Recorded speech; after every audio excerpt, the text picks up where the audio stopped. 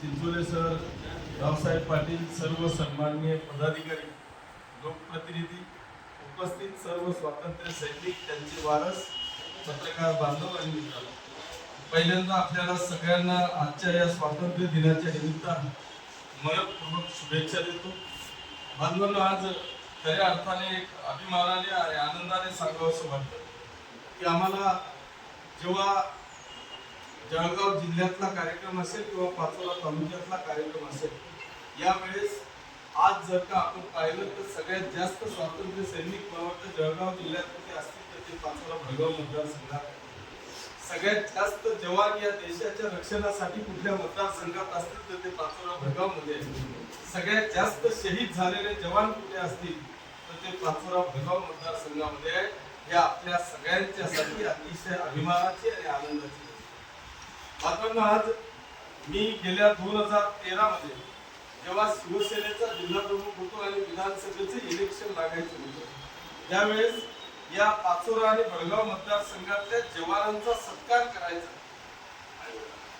आई वडिलांचा, वीर पत्नींचा सत्कार करायचा, शहीद जवानांच्या आई वडिलांचा सत्कार करायचा, ही संकल्पना डोक्यात आली आणि त्यावेळेस मी आकडा काढला. त्यावेळेस जवळपास 5700 जवान हे आमचे देशावर रक्षण करणारे या पाचोरा भडगाव मतदारसंघामध्ये होते. आणि त्यावेळेस लक्षात आलं की आपल्या पाचोरा आणि भडगाव मतदारसंघात किती जवान या देशाचं रक्षण करतात. हे फक्त जवान झाले म्हणजे देशाचे रक्षण करणारे झाले. पोलीसवाले तर अजून वेगळे, पण देशाचं रक्षण करणारे एवढे जवान या ठिकाणी आहेत. आज या सगळ्या गोष्टींचा विचार केल्यानंतर ही सुरुवात कुठून झाली असेल तर ती आमच्या या स्वातंत्र्य सेनानी जे आमचे पूर्वज या ठिकाणी होऊन गेले. संदीप भाऊंनी सांगितलं की या तहसीलदार ऑफिसमध्ये आपले 2 किंवा 3 लोकांचाच फक्त परिचय आहे, पण आज जवळपास 27 स्वातंत्र्य सेनानी आपल्या या पाचोरा तालुक्यामध्ये, हे अतिशय आपल्या सगळ्यांच्यासाठी अभिमानाची आणि आनंदाची गोष्ट आहे. आणि म्हणून अशा या संकट काळी ह्या लोकांनी जेव्हा स्वतःची छाती फाडून देशाच्या रक्षणासाठी जेव्हा सामोरे गेले, तर यांचं आपण त्यांच्या वारसांना या सगळ्या गोष्टींची जाणीव करून देण्यासाठी, आठवण करून देण्यासाठी, या मतदारसंघातल्या सगळ्या तरुणांना आठवण करून देण्यासाठी आपण या सगळ्या परिवाराचा सत्कार करावा अशी एक कल्पना डोक्यात आली आणि आज ते आपण साकार करतो.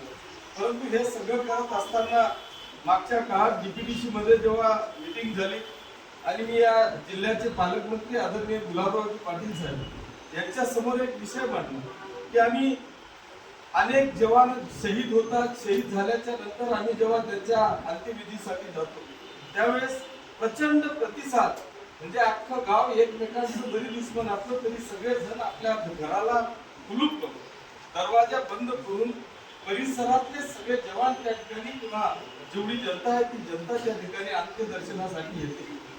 सगळा प्रोटोकॉल त्याला दिला जातो. वेगवेगळ्या पद्धतीच्या म्हणजे पोलीस असतील, मिलिटरी असतील, यांच्या सगळ्यांच्या सलाम्या त्या जवानाला दिल्या जातात. परंतु त्या गावामध्ये नंतर गेल्याच्या नंतर अनेक लोक आम्हाला सांगतात की आमच्या या जवानाचं स्मारक या ठिकाणी हवं. मी पालकमंत्र्यांना विनंती केली की आपण डीपीडीसीच्या माध्यमातून, माझ्याकडे सगळ्यात जास्त जवान आहेत आणि शहीद झालेल्यांची संख्या सुद्धा माझ्या या मतदारसंघामध्ये आहे, म्हणून मला प्रत्येक गावाला जिथे जिथे जवान शहीद झालेले असतील त्या ठिकाणी स्मारक व्हावं. मला सांगताना आनंद होतो की पालकमंत्री आदरणीय गुलाबरावजी पाटील साहेब यांनी प्रत्येक शहीद जवानाच्या गावाला आपण स्मारक त्या ठिकाणी मंजूर केलंय. त्याच्यातला पहिला टप्पा आपला 5 शहीद स्मारकांचा मंजूर झाला. त्याच्यात एक सुधारणा अशी केली की आपण जे काही आपण पाहतोय की एवढे जवान शहीद झाल्यानंतर सुद्धा आमचा तरुण हा घाबरून मागे हटला नाही. तर आताची जर का आपण संख्या पाहिली, मी 2014 मध्ये 5700 मुलं सांगत होतो, आता जवळपास आपल्या या मतदारसंघाने 8000चा आकडा क्रॉस केलेला. म्हणजे हे जे काही चैतन्य त्यांना मिळतं याच्यासाठी, त्यांना स्फूर्ती मिळण्यासाठी, किंवा शहीद झाला म्हणून कार्यकर्ता किंवा तरुण हा मागे हटायला नको, त्याला स्फूर्ती मिळावी याच्यासाठी ते शहीद स्मारक त्या गावाला व्हावं. आणि नुसतंच शहीद स्मारक नाही तर त्या ठिकाणी एक सुसज्ज अशी त्या स्मारकामध्ये लायब्ररी देखील असावी की जेणेकरून तो तरुण याची स्फूर्ती घेतानाच त्या ठिकाणी अभ्यास करेल आणि येणाऱ्या काळामध्ये पुन्हा या देशाचं रक्षण करण्यासाठी तो पुढे सरसावेल अशी एक प्रतिक्रिया दिली. माननीय गुलाबरावजी पाटील साहेबांनी क्षणाचाही विलंब न करता या सगळ्या गोष्टींना मान्यता दिलेली आहे.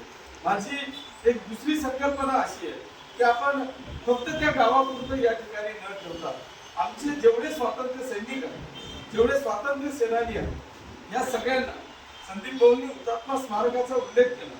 आपण या हुतात्मा स्मारकाला जसं तुम्ही म्हटले की 500 विद्यार्थी होते, पण 500 मधले कोणालाही सांगता आलं नाही की जळगाव जिल्ह्यात हुतात्मा स्मारक किती आहे.